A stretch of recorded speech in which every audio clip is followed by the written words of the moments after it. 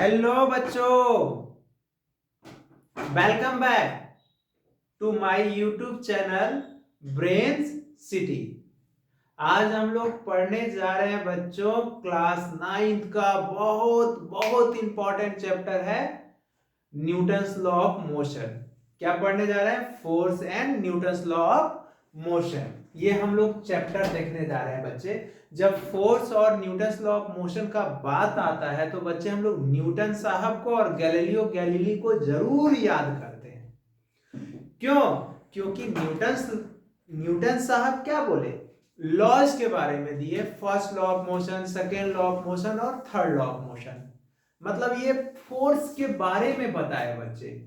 तो जब भी यहाँ फोर्स का बात आता है तो देखते हैं हम लोग क्या बच्चा से पढ़ते जा आ रहे हैं। क्या पढ़ते हैं बच्चा से? फोर्स का डिफिनेशन, ए पुश और पुल ऑन ए बॉडी।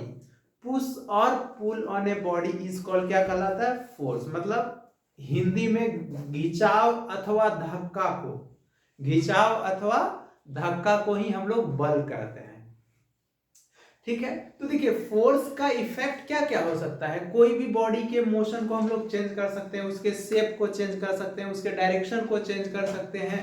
हम लोग ये फोर्स लगा के कर सकते हैं। तो देखिए जब ये बात न्यूटन साहब सोचे होंगे ना बच्चे, तो यहाँ न्यूटन 3 लॉ दिए। फर्स्ट लॉ क्या दिए? Newton first law of motion. ये डिफाइन करता है बच्चे फोर्स को। अगर कोई आपसे, अब बड़े हो गए, आप लोग 9th क्लास में आ गए, तो कोई भी आपसे डिफिनेशन फोर्स का पूछता है बच्चे, तो आप उसको Newton first law of motion बता दीजिए।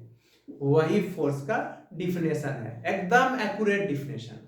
ठीक है, उसी को हम लोग Newton first law of motion को ही गैलीलियो गैलीली का हम लोग लॉज बोलते हैं। Galileo Galilei law of inertia भी बोलते हैं बच्चे। क्या बोलते हैं? न्यूटन फर्स्ट लॉ को ही हम लोग Galileo Galilei law of inertia बोलते हैं। क्यों? इनर्शिया वर्ड डेवलप हुआ कहां से? गैलीलियो गैलीली का देन है। लेकिन हाँ, बिना इनर्शिया के Newton law of motion valid नहीं है बच्चे। क्यों? क्योंकि यहाँ 2 फ्रेम का बात करते हैं हम लोग, एक इनर्शियल फ्रेम और एक नॉन इनर्शियल फ्रेम। बच्चे इतना बस इजी वे में ये याद रखिए कि इनर्शियल फ्रेम वैसा फ्रेम होता है जिसमें Newton law of motion applicable होता है। क्या? वैसा फ्रेम जिसमें Newton law of motion applicable होता है उसको हम लोग इनर्शियल फ्रेम बोलते हैं। जैसे अगर कोई भी बॉडी बच्चे या कोई भी ऑब्जेक्ट यूनिफॉर्म वेलोसिटी से मोशन कर रहा है, यूनिफॉर्म वेलोसिटी या यूनिफॉर्म स्पीड से, कहने का मतलब उसका अगर एक्सेलरेशन 0 है बच्चे, यूनिफॉर्म स्पीड या यूनिफॉर्म वेलोसिटी से वो मोशन कर रहा है, तो उसको हम लोग इनर्शियल फ्रेम बोलते हैं। उसी को हम लोग इनर्शियल। नॉन इनर्शियल फ्रेम होता है जो एक्सेलरेटेड मोशन फ्रेम हो, जिसमें यूनिफॉर्म का बात ही नहीं हो, उसको हम लोग नॉन इनर्शियल फ्रेम बोलते हैं। तो न्यूटन साहब जितना भी फोर्स किए, जितना भी मोशन किए, वो इनर्शियल फ्रेम में रख के किए। अर्थ बच्चे नॉन इनर्शियल फ्रेम है, लेकिन हम लोग इस मोशन को एप्लीकेबल करवाने के लिए, वैलिड करवाने के लिए हम लोग अर्थ को भी इनर्शियल फ्रेम मान लेते हैं।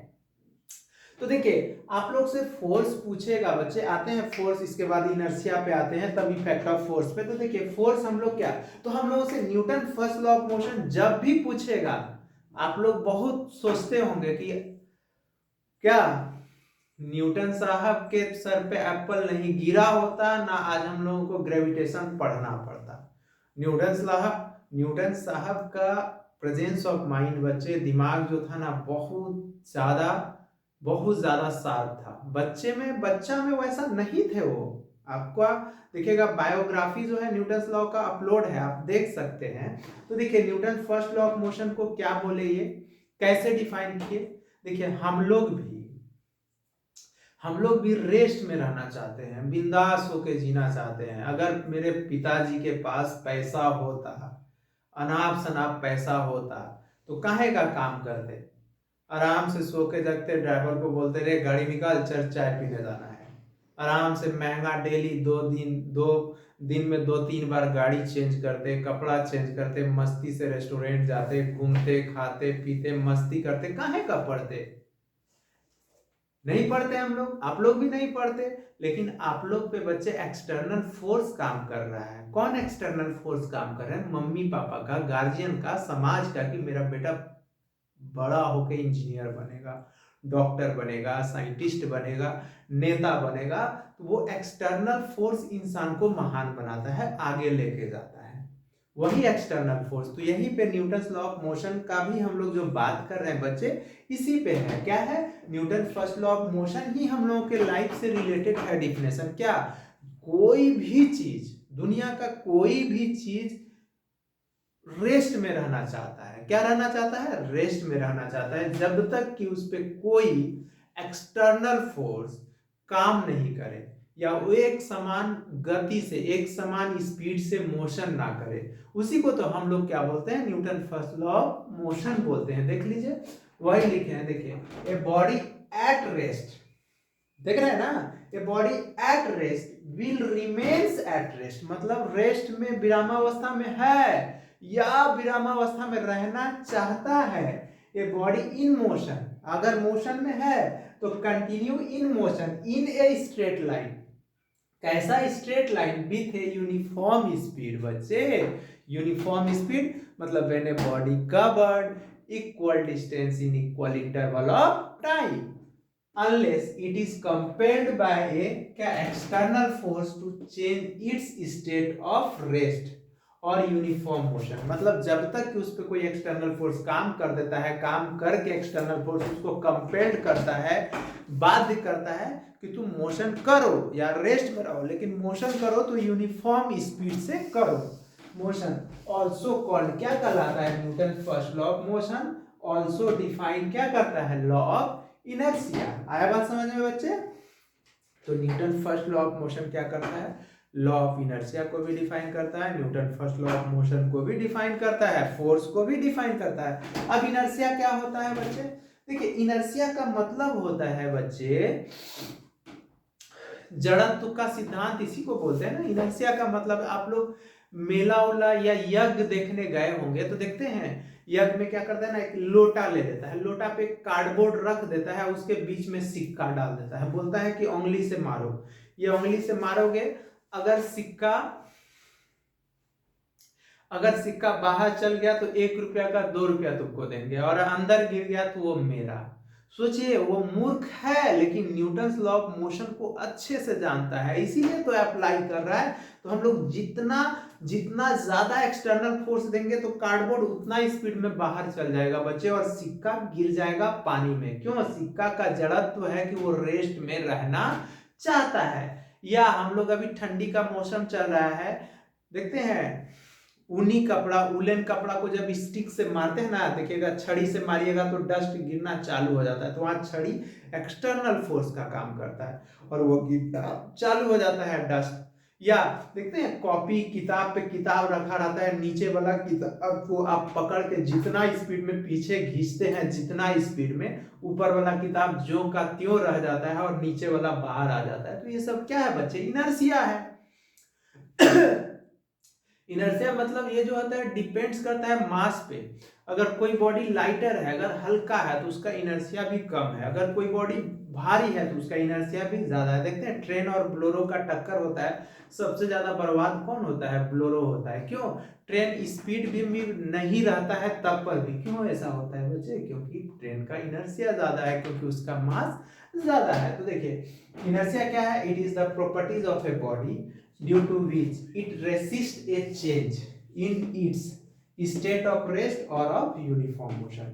मतलब कोई भी बॉडी रेस्ट या अगर यूनिफॉर्म मोशन में है, और क्या करते हैं, ये एक बॉडी रेसिस्ट करता है उसके चेंज लाने में, या उसको ला देता है चेंज, उसी को हम लोग क्या बोलते हैं? इनर्शिया। तो there are 3 types of inertia होता है बच्चे। क्या होता है? There are 3 type of inertia होता है। कौन कौन 3 टाइप होता है बच्चे? इनर्शिया एट रेस्ट होता है, सेकेंड में क्या होता है? इनर्शिया एट मोशन होता है, इनर्शिया इज इन मोशन, लिखिए, इज इन मोशन होता है। और थर्ड क्या होता है? इनर्शिया इज इन डायरेक्शन होता है। ये 3 इनर्शिया लॉ होता है। क्या बोले, इनर्शिया एट रेस्ट। रेस्ट मतलब वही हम लोग जो बताए, जो कार्डबोर्ड का कपड़ा हो, कार्डबोर्ड पे जो मारते हैं उंगली से, सिक्का नीचे गिर जाता है, वो आगे चला जाता है, या बुक जो होता है, बुक बुक रहता है, उसके नीचे से एक बुक निकालते हैं, वो सब क्या है यार, डस्ट जो हम लोग स्वेटर से निकालते हैं, स्टिक मार के, लाठी से, छड़ी से मार के, तो वो क्या है, इनर्शिया एट रेस्ट का एग्जांपल है। इनर्शिया इज मोशन का डायरेक्शन क्या है बच्चे, देखते हैं हम लोग ट्रेन में बैठे रहते हैं, जब ट्रेन खुलता है तो पीछे की तरफ झुक जाते हैं, झुक जाते हैं ना, झुक जाते हैं। जब ट्रेन जब बंद होता है, रुकता है, तो आगे की तरफ झुक जाते हैं। तो ये किसका है बच्चे, इनर्शिया इज इन मोशन का एग्जाम्पल है। ठीक है, क्यों ऐसा होता है बच्चे, क्योंकि ट्रेन के देखिए, ट्रैक के अर्थ के रिस्पेक्ट में या ट्रैक के रिस्पेक्ट में ट्रेन मोशन में है, ठीक है, लेकिन ट्रेन के रिस्पेक्ट में आप क्या है, रेस्ट में है। क्यों है बच्चे, क्योंकि ट्रेन के कंपार्टमेंट में आप बैठे हैं, तो उसके वो इनर्शियल फ्रेम का काम कर रहा है, तो उसके रिस्पेक्ट में आप रेस्ट में। हाँ, लेकिन कोई ऑब्जर्वेशन है, बाहर कोई ऑब्जर्वर है, उसको ऑब्जर्व कर रहा है, तब उसके रिस्पेक्ट में आप मोशन में है, क्योंकि टाइम के साथ आपका पोजीशन चेंज हो रहा है। अब देखिए, इनर्शिया इज इन डायरेक्शन। सबसे अच्छा तरीका, सबसे बेस्ट एग्जांपल क्रिकेटर का लेते, देखते हैं कैच को जब हम लोग लेते हैं तो हाथ को पीछे की तरफ खींचते हैं, क्यों करते हैं पीछे, क्योंकि उसके इंपल्स को, मतलब शॉर्ट टाइम ऑफ इंटरवल पे लार्ज फोर्स जो हम लोगों के हाथ पे काम कर रहा है, उसको कम करने के लिए। तो वही होता है, मतलब इसलिए पीछे खींचते हैं, ताकि हथेली पे कम से कम चोट लगे, कम से कम। अगर डायरेक्ट ऐसे रोकेंगे ना तो फाड़ देगा वो सब बॉल आपका। इसी कारण से देखते हैं क्रिकेटर लोग जब मारता है तो वो लोग, हम लोग हाथ लेते हैं ना पीछे की तरफ, तो यही होता है, इनर्शिया इज इन डायरेक्शन का। तो आ गया बात समझ में बच्चे। अब देखते हैं हम लोग फ्रेम ऑफ रिफरेंस क्या होता है, इनर्शियल और non inertial frame of reference क्या होता है।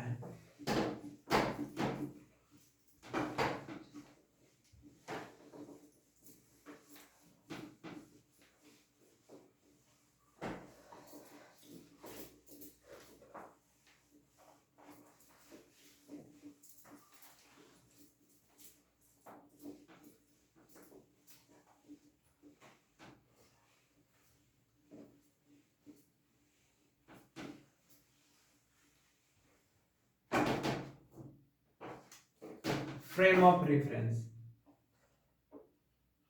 Frame of reference, frame of reference क्या होता है बच्चे, फ्रेम ऑफ रेफरेंस मतलब होता है कि वैसा पॉइंट, वैसा इनिशिएटिंग पॉइंट या इनिशियल पॉइंट जहां से कोई भी मोशन इनिशिएट होता है, मतलब वहां से स्टार्ट होता है, उसी को हम लोग बोलते हैं। तो फ्रेम ऑफ रेफरेंस को कितने भाग में बोले डिवाइड करेंगे,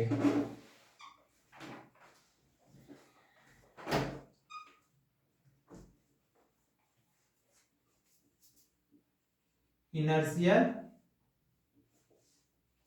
frame of reference, inertial frame of reference. Second क्या होगा बच्चे, non inertial frame of reference, non inertial frame of reference.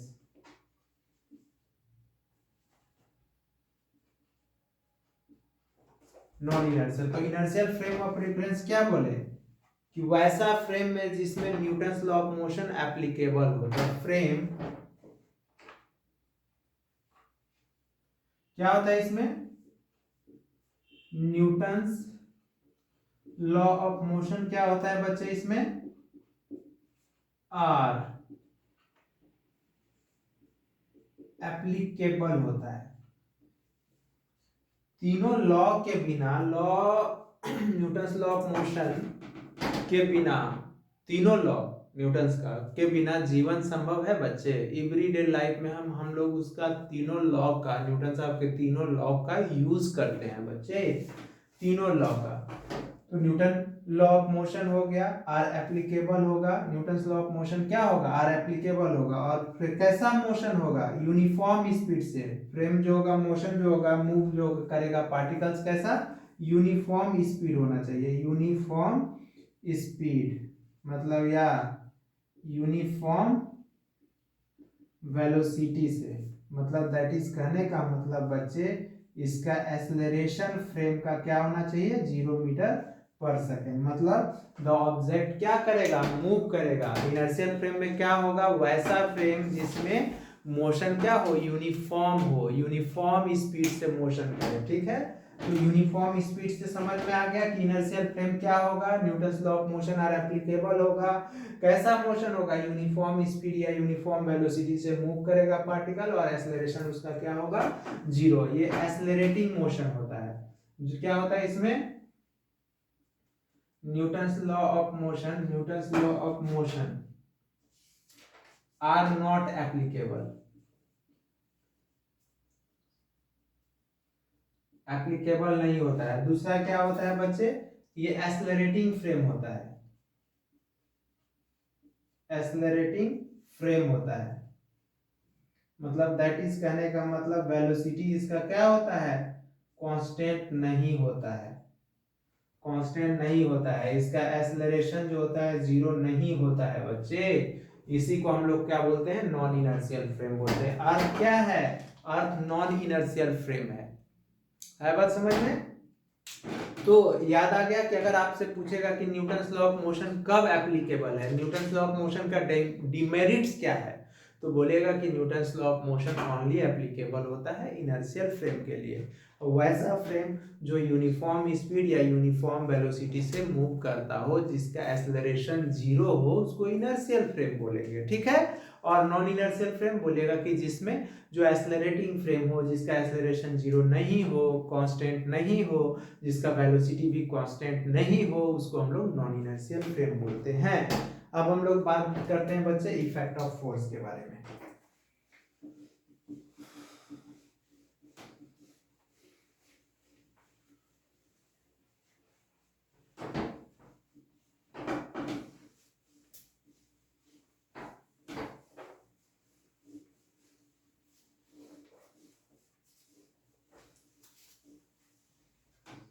Next में क्या लिखेंगे नोट में बच्चे,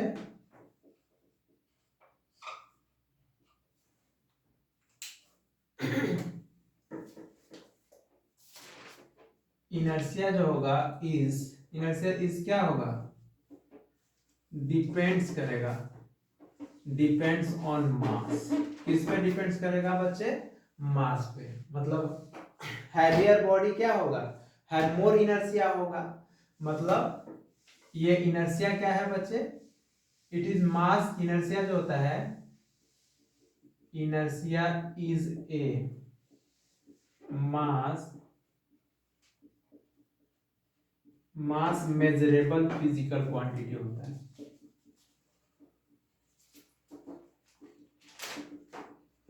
ठीक है, और इनर्शिया जो है इज ए स्केलर क्वांटिटी है।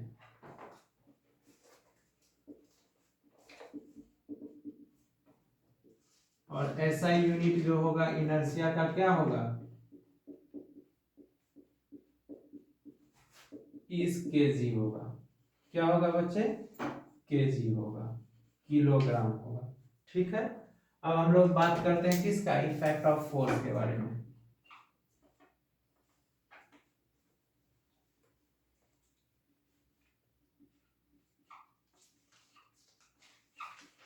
Effects of force. देखिए फोर्स का इफेक्ट क्या क्या हो सकता है। ए फोर्स कैन क्या कर सकता है, ए force can move a stationary body. कोई भी रेस्ट में है, दौड़ के जाके धक्का दे देंगे तो वो क्या हो जाएगा, या तो मुंह के बल गिर जाएगा या तो दौड़ना चालू कर देगा। तो क्या कर सकते हैं, ए force can move a stationary body. तो फर्स्ट पॉइंट में लिख लेते हैं क्या, ए force can move a stationary body. ठीक है बच्चे, फोर्स लगा के हम लोग कोई भी स्टेशनरी बॉडी को चेंज कर सकते हैं। फिर ए force can stop a stationary body. क्या स्टेशनरी बॉडी नहीं नहीं नहीं नहीं, ए force can stop a moving body. क्या लिख सकते हैं? ए force can stop a moving body. कोई भी मूविंग बॉडी है तो उसको हम लोग फोर्स लगा के देखते हैं। साइकिल वाला दोस्त लोग साइकिल चलाता था स्कूल लाइफ में, क्या करते थे हम लोग? पीछे से दो दोस्त उठा लेते थे, वो मारते रहता था पैडल और आगे नहीं बढ़ता था, घूमते रहता था चक्का। या कोई बच्चा जा रहा है, हम लोग पैदल जा रहे हैं, कोई साइकिल से जा रहा है, खींच लेते थे, मोशन में रहता था, देखते थे, रेस्ट में ला लेते थे। तो हम लोग फोर्स लगा के कोई भी चीज के मोशन बॉडी को हम लोग रेस्ट में ला सकते हैं। हाँ, अब ये नहीं कि बाइक वाला को ट्रैक्टर वाला को घींच के कर लीजिएगा, आपसे नहीं खिंचाएगा, उसके लिए जेसीबी उसीबी चाहिए या रस्सी पोल में बांधना पड़ेगा, तब बाइक वाला रेस्ट में आएगा, लेकिन आप ही घिंचा जाएंगे, दांतु टूट जाएगा आगे का। अब देखिए फोर्स कैन चेंज। अब हम लोग कर सकते हैं force can change the speed of a moving body. कर सकते हैं ना? तो ए force can change, A force can change the speed of a moving body. कोई मूविंग बॉडी है, उसके हम लोग फोर्स को क्या कर सकते हैं? फोर्स लगा के उसके स्पीड को हम लोग क्या कर सकते हैं बच्चे? चेंज कर सकते हैं। और ये फोर्स कैन चेंज कर सकते हैं क्या? The direction of a moving body. A force can change the direction of a force can change the direction of a moving body। ठीक है, ये भी कर सकते हैं। ये फोर्स कैन चेंज कर सकते हैं द शेप और साइज ऑफ ए बॉडी। कर सकते हैं ना बच्चे? A force can change the shape और that is size of a body. आप लोग से पूछेगा, ये सब तो 8th क्लास में आप लोग पढ़े होंगे, लेकिन हम बता दे रहे हैं। तो इफेक्ट ऑफ फोर्स क्या होगा बच्चे? फोर्स के इफेक्ट से हम लोग क्या क्या कर सकते हैं देख लीजिए। क्या कर सकते हैं? ए force can move a stationary body. Obviously कोई स्टेशनरी बॉडी को हम मूव करा सकते हैं। If A force can stop a moving body, कोई भी मूविंग बॉडी है तो उसको स्टॉप कर सकते हैं, रोक सकते हैं। फिर ए force can change the speed of a moving body, speed भी बढ़ा सकते हैं। ए force can change the direction of a moving body, direction भी चेंज कर सकते हैं हम लोग फोर्स लगा के। और ए force can change the shape और साइज ऑफ ए बॉडी। देखते हैं बॉल होता है, उसको दबा के उसको हम लोग शेप उसका डिस्टॉर्टेड कर सकते हैं, तोड़ सकते हैं, दबा सकते हैं, शेप साइज हम लोग खराब कर सकते हैं। ठीक है, अब हम लोग बात करते हैं बच्चे टाइप ऑफ फोर्स के बारे में। तो देखिए टाइप ऑफ फोर्स दो तरह का होगा। कौन कौन टाइप होगा बच्चे? दो टाइप में होगा क्या? बैलेंस फोर्स और अनबैलेंस फोर्स। बैलेंस फोर्स मतलब क्या होगा बच्चे? क्या होगा? If the resultant force of all the forces acting on a body, मतलब if the all the forces acting on a body is zero, या the resultant force is zero. कोई भी बॉडी है उस पर नेट फोर्स को हम लोग रिजल्टेंट फोर्स बोलते हैं, उसका जीरो हो जाए। या हम लोग मान लेते हैं रस्सी रोप क्लाइंबिंग, रोप घींचा घींची खेल रहे हैं, एक तरफ इधर भी दो आदमी 50-50 न्यूटन का फोर्स लगा रहा है, इधर भी दो आदमी 50-50 न्यूटन का, तो कहीं घिंचाएगा? नहीं घिंचाएगा, तो वो बैलेंस है। आए बात समझ में? तो जिसपे रिजल्टेंट फोर्स जीरो हो, जिसपे सारे फोर्सेस जीरो हो, वो क्या कहलाएगा बच्चे? बैलेंस फोर्स कहलाएगा। और अनबैलेंस फोर्स क्या कहलाएगा? जिसपे all the forces acting on a body क्या हो? जीरो नहीं हो, वो क्या कहलाएगा बच्चे? अनबैलेंस फोर्स कहलाएगा। आया बात समझ में? तो हम लोग देखने जा रहे हैं क्या? Type of force. कितने टाइप का होता है फोर्स बच्चे? फोर्सेज आर क्या लिखेंगे? Of two types.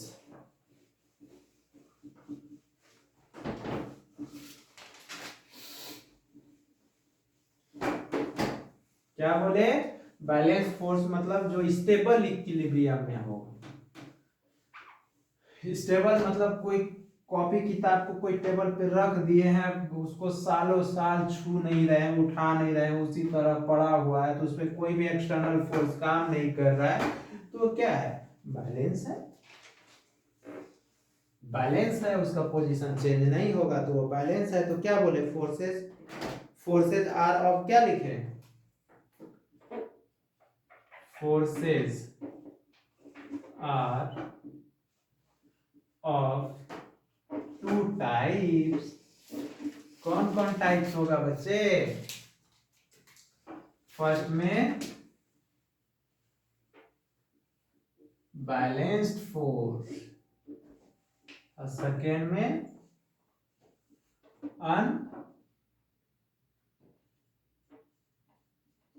Unbalanced force. देखते हैं हम लोग बैलेंस फोर्स क्या होता है। बैलेंस्ड फोर्स क्या होगा? बैलेंस फोर्स तो क्या बोले? If the all resultant force क्या होगा? Acting on a body is क्या होगा? जीरो। उसको हम लोग क्या बोलते हैं बच्चे? बैलेंस फोर्स बोलेंगे। क्या बोलेंगे? If the resultant of all forces acting on a body, क्या बोलेंगे? इफ द रिजल्टेंट ऑफ, क्या लिख सकते हैं हम लोग? बोलिए, if the resultant of all the forces acting on a body is zero. Resultant मतलब बहुत सारा फोर्स काम कर रहा है, सारे को ऐड करके जीरो कर दीजिए तो उसको हम लोग रिजल्टेंट फोर्स बोलते हैं। ठीक है, तो क्या बोले? If the resultant force, if the resultant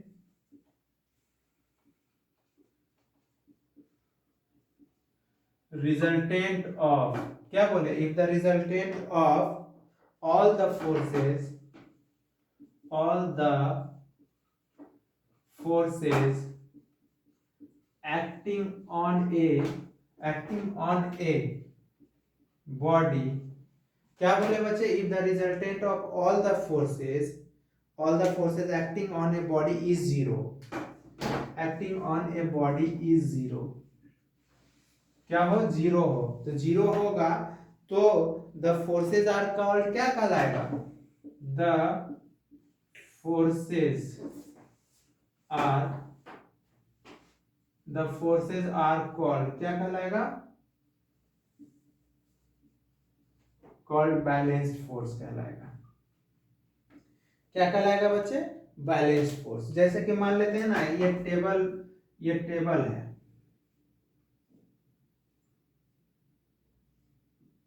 table पे ना एक ब्लॉक रखा हुआ है, ब्लॉक मान लेते हैं ना mkg का है।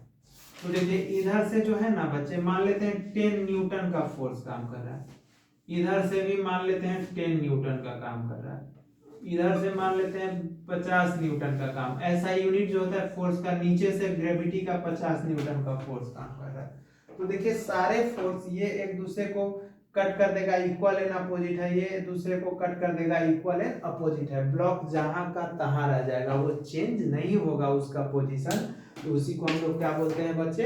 बैलेंस्ड फोर्स बोलते हैं। ठीक है, अब हम लोग क्या देखेंगे? Unbalanced force. क्या हम लोग बोले? Unbalanced force. देखिए सेकेंड हम लोग देखने जा रहे हैं, यहीं पे हम डाल देते हैं अनबैलेंस्ड फोर्स। देखिए अनबैलेंस्ड क्या बोले? If the resultant of all the forces acting on a body is, क्या? इज नॉट जीरो, क्या हो बच्चे? जीरो नहीं हो, is not zero, is not zero, the forces are called, क्या कहलाएगा? अनबैलेंस, अनबैलेंस फोर्स कहलाएगा। तो इस पे क्या करते हैं, यहाँ पे ना हम मान लेते हैं 20 न्यूटन ले लेते हैं, और ये 50 न्यूटन ले लेते हैं। देखिए अब 20 न्यूटन से इधर से काम कर रहा है, तो ये तो कैंसिल हो जाएगा बच्चे, लेकिन ये कैंसिल नहीं होगा बच्चे, ये कैंसिल नहीं होगा। तो ब्लॉक किधर मूव कर जाएगा? इधर मूव कर जाएगा, क्योंकि ये बड़ा है ना, तो ये अनबैलेंस्ड फोर्स है। मतलब अगर मान लेते हैं फ्रिक्शनल फोर्स ले लीजिए, फ्रिक्शनल फोर्स कैसे? ये देखिए ट्रॉली हम ले लेते हैं बच्चे, एक ट्रॉली ले लेते हैं, ये आप लोग कोई होंगे इसमें, मान लेते हैं ये रोड है,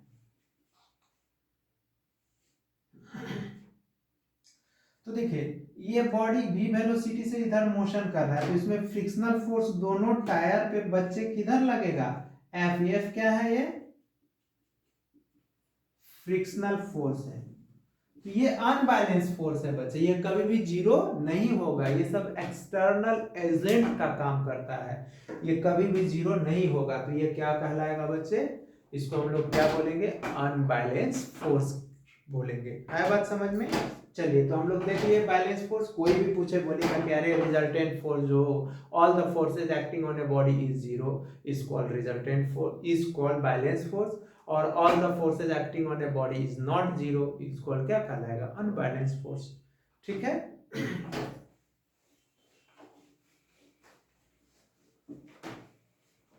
अब हम लोग देखेंगे बच्चे न्यूटन, देखिए Newton second law of motion क्या है बच्चे, वो give the formula of force, force के फॉर्मूला को देता है बच्चे। ठीक है।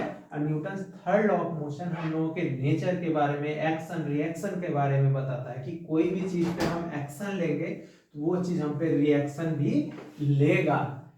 इसीलिए कोई भी चीज को अति नहीं करना चाहिए, कोई भी चीज को, ज्यादा हंसते हैं तो ज्यादा हंसना भी नहीं चाहिए, ज्यादा खुश हैं तो ज्यादा खुश भी नहीं होना चाहिए। ठीक है। अति कोई भी चीज नहीं करना चाहिए। कहावत है ना, एक देखे थे, कहावत क्या, कहावत क्या, आप लोग का संस्कृत का एक श्लोक ही है, बहुत खूबसूरत श्लोक है कि अति जो है हर जगह वर्जित है, मतलब वर्जित मतलब अति हर जगह नहीं करना चाहिए। क्यों नहीं करना चाहिए, उसको लौटाना पड़ेगा प्रकृति को, नेचर को। जैसे हम लोग आज पॉपुलेशन बढ़ा रहे हैं, पॉल्यूशन बढ़ा रहे हैं, तो उसका प्रकोप क्या है, तरह तरह का भयंकर बीमारी आ रहा है, भूकंप आ रहा है, सुनामी आ रहा है, गर्मी हो रहा है, इतना टेम्परेचर हो रहा है। हम लोगों को देखे 1 साल 2 साल तक घर में पैक रहना पड़ा कोरोना के कारण। तो वो बैलेंस कर रहा है ना नेचर, नेचर क्या कर रहा है, बैलेंस कर रहा है। यही तरह देखते हैं, अति खूबसूरत थी सीता, सीता माता जो थी, राम की जो भार्या थी, पत्नी थी, वो अति खूबसूरत थी। अति खूबसूरत होने के कारण रावण उनको ले गया था। और बाली अति घमंडी, अति दानी थे। दानी मतलब वो सुबह उठ सूट के अपने द्वार पे जाते थे, द्वार पे जितना भिखारी आता था वो जो चीज मांग लेता था वो दान में दे देते थे, वो चीज दान दे देते थे, इतना बड़ा दानी थे, बाली नाम था। यही कारण है कि भगवान विष्णु को 52 रूप का अवतार लेके जाना पड़ा था, और वही 3 देग धरती मांगे थे, जो 3 देग में तीनों लोक नाप लिए थे। तो अति कोई भी चीज नहीं करना चाहिए। देखिए आइंस्टीन साहब अति किए, मर गए ना, उनको इलेक्ट्रिक शॉक देकर मारा गया, अमेरिका मारा।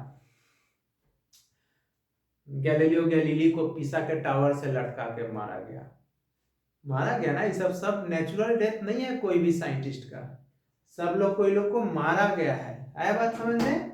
तो अब हम लोग देखे, बात देखे बैलेंस और अनबैलेंस देख लिए। तो न्यूटन हम लोग सेकेंड लॉ ऑफ मोशन पढ़ने से पहले हम लोग लीनियर मोमेंटम देखेंगे।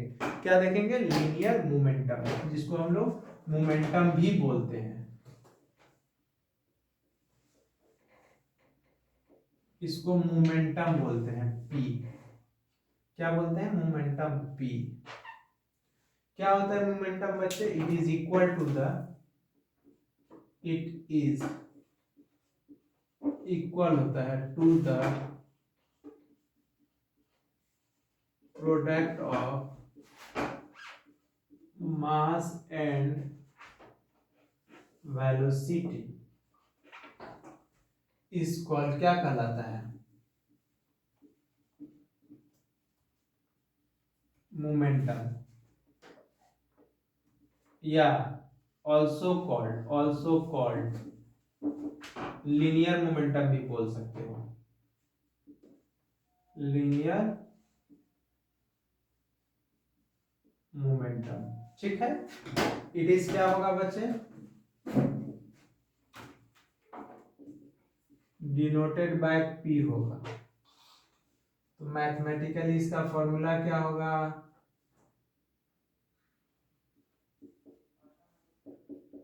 मैथमेटिकली क्या होगा बच्चे फॉर्मूला लीनियर मोमेंटम का, तो P इज इक्वल टू क्या होगा,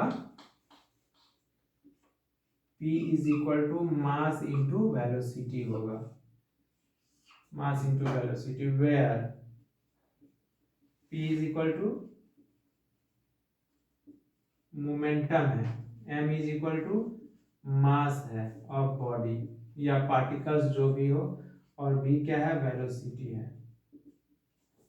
ऐसा यूनिट ऑफ क्या होगा, ऐसा यूनिट जो होगा ऑफ मोमेंटम का, SI यूनिट, SI को हम लोग बच्चे MKS यूनिट भी बोल सकते हैं। MKS मतलब मीटर किलो सेकेंड, या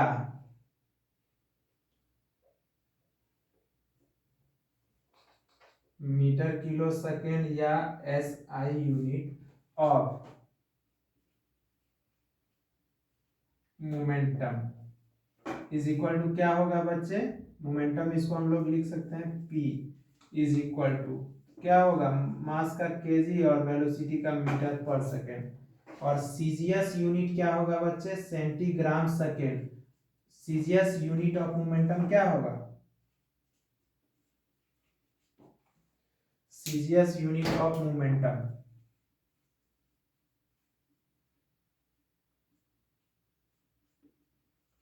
ग्राम सेंटीमीटर पर सेकेंड। ठीक है बच्चे, और ये क्या होता है, it is a vector quantity होता है, क्या होता है, वेक्टर क्वांटिटी होता है। मतलब मोमेंटम जितना ज्यादा होगा बच्चे कोई भी चीज का, अगर P जितना ज्यादा होगा तो उसका V भी उतना ज्यादा होगा। मतलब अगर M कांस्टेंट होगा तो क्या बोले, अगर मास कांस्टेंट होगा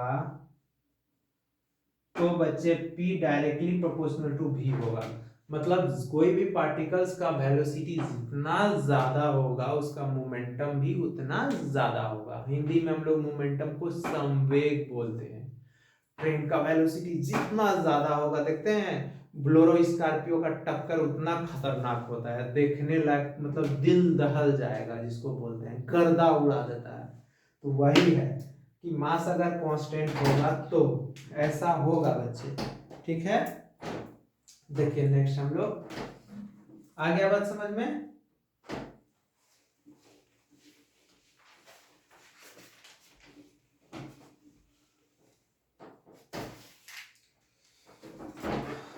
देखिए मास अगर कांस्टेंट था तो मोमेंटम डायरेक्टली प्रोपोर्शनल था। ग्राफ देख लिए बच्चे आप लोग,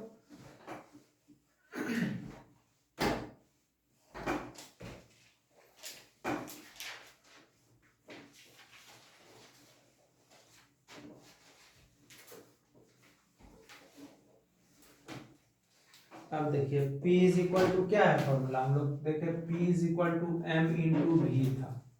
हम बोले कि अगर M कांस्टेंट है, और इस बार अगर हम V कांस्टेंट ले ले बच्चे, क्या ले ले, V कांस्टेंट ले ले, वेलोसिटी कांस्टेंट है, तो उस केस में P डायरेक्टली प्रोपोर्शनल M हो जाएगा। मतलब उस बॉडी का मास जितना ज्यादा होगा उसका मोमेंटम भी उतना ज्यादा होगा।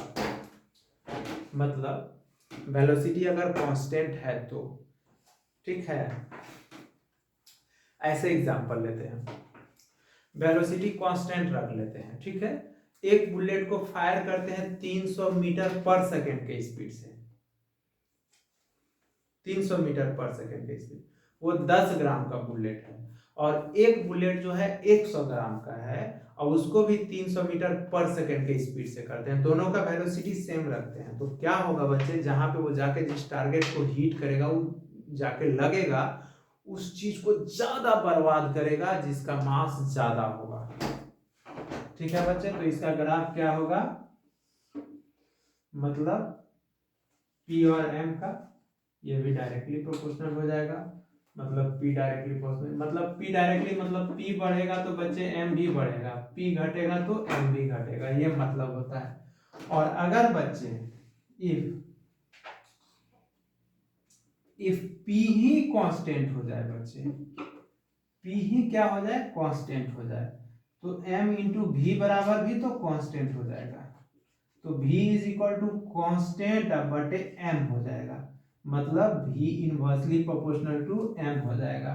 इसका मीनिंग क्या हुआ बच्चे समझ में? मतलब अगर v बढ़ेगा तो m घटेगा, और अगर v घटेगा तो m बढ़ेगा। तो ये होगा रेक्टेंगुलर हाइपरबोला होगा p और m का ग्राफ। ये मतलब अगर v जो होगा टेंस टू जीरो करेगा तो m टेंस टू इंफिनिटी करेगा, और इसी तरह m टेंस टू अगर जीरो करेगा तो v टेंस टू इंफिनिटी करेगा। इंफिनिटी मतलब बच्चे इनफाइनाइट, मतलब ये लाइन कहीं नहीं मिले, ऐसे एरो है, ये इनफाइनाइट तक चले जाएगा, m और v एक्सिस को कहीं भी टच नहीं करेगा।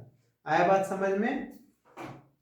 तो देखिए हम लोग मोमेंटम के बारे में पढ़ लिए। एक क्वेश्चन मोमेंटम पे देख लेते हैं बच्चे, तब नेक्स्ट लेक्चर में हम लोग Newton second law of motion लेके मिलेंगे। किसको लेके? Newton second law of motion. Rate of change of linear momentum is directly proportional to force. यही ना आप लोग पढ़ते हैं? कोई भी चीज का मोमेंटम जितना चेंज होगा अप्लाइड फोर्स उतना ही ज्यादा होगा। देखिए क्वेश्चन हम लोग ले लेते हैं एस चांद साहब का मोमेंटम पे।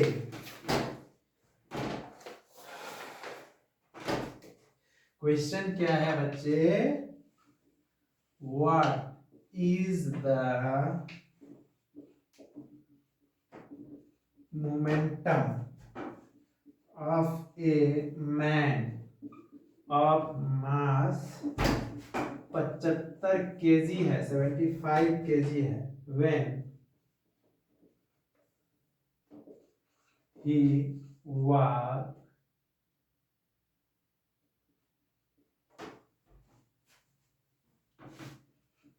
with a uniform velocity of 2 metre per second. ये है।